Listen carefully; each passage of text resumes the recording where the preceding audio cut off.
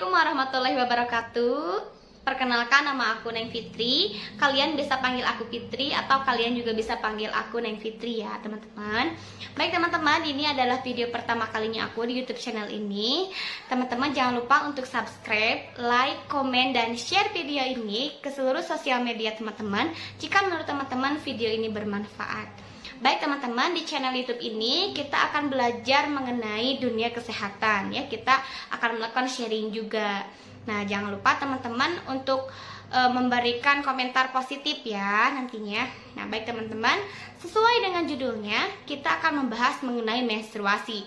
Kita akan bahas mengenai apa itu menstruasi, kemudian bagaimana sih proses dan tahapan terjadinya menstruasi, serta yang terakhir kita akan membahas mengenai alasan kenapa sih hanya perempuan saja yang bisa menstruasi, sedangkan laki-laki tidak. Oke teman-teman, jangan kemana-mana, kita simak terus videonya. Langsung aja. Jadi teman-teman, menstruasi ini merupakan suatu proses terjadinya pengeluaran darah dari jalan lahir atau dari vagina perempuan. Nah, hal ini merupakan hal yang fisiologis atau merupakan hal yang normal ya, yang wajar terjadi pada perempuan. Biasanya juga terjadi pada setiap bulannya, seperti itu.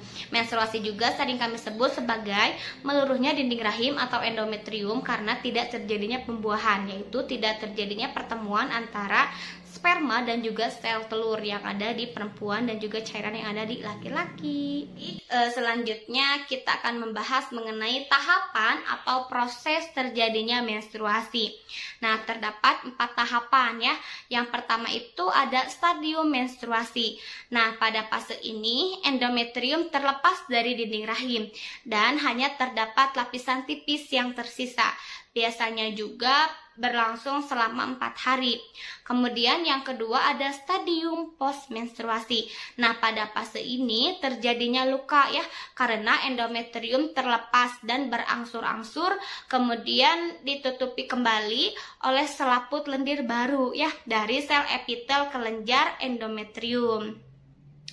Pada fase ini juga biasanya berlangsung selama 4 hari ya. Kemudian yang ketiga ada stadium intermenstruasi. Nah, pada fase ini endometrium tumbuh menjadi tebal, kira-kira mencapai 3,5 mm. Dan pada fase ini juga terdapat kelenjar-kelenjar yang tumbuhnya lebih cepat daripada jaringan yang lain ya. Nah, pada fase ini juga biasanya berlangsung kira-kira 5-14 hari dari hari pertama terjadinya menstruasi ya. Dan yang terakhir, yang keempat itu adalah stadium pramenstruasi atau stadium sekresi.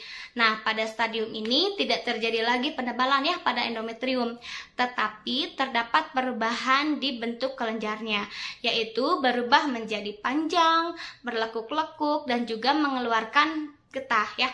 Pada fase ini endometrium telah tertimbun oleh glikogen dan juga kapur ya, yang diperlukan sebagai nutrisi atau makanan oleh sel telur sebagai persiapan endometrium menerima telur atau pematangan sel telur. Dan yang terakhir, kita akan membahas mengenai alasan kenapa sih hanya perempuan yang bisa mengalami menstruasi sedangkan lelaki tidak mengalaminya. Nah, tapi sebelumnya jangan lupa ya teman-teman yang belum subscribe channel YouTube ini untuk subscribe channel YouTube ini. Jangan lupa juga untuk like, komen, dan share video ini apabila menurut teman-teman video ini bermanfaat. Oke, langsung aja ya. Jadi alasannya kenapa hanya perempuan yang bisa menstruasi sedangkan laki-laki tidak?